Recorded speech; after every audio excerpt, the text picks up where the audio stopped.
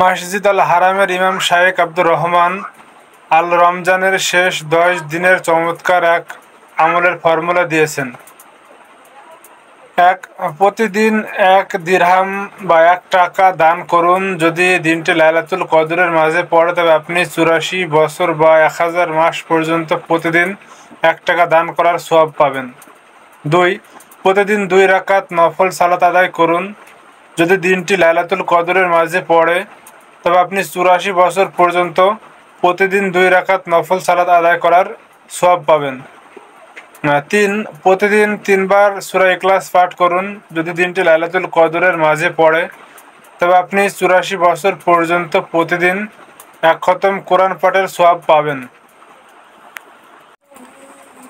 তিনি আরও বলেন, এ কথাগুলো মানুষের মাঝে ছড়িয়ে দিন। যারা আপনার এই কথাগুলো শুনে আমল করবে আপনিও তাদের আমলের সমপরিমাণ সওয়াব পাবেন ইনশাআল্লাহ। কারণ রাসূলুল্লাহ সাল্লাল্লাহু আলাইহি সাল্লাম বলেছেন, ভালো কাজের পথ প্রদর্শনকারী আমলকারীর সমপরিমাণ সওয়াব পাবে, কিন্তু আমলকারীর সওয়াবে কোনো ঘাটতি হবে না। মুসলিম 2674।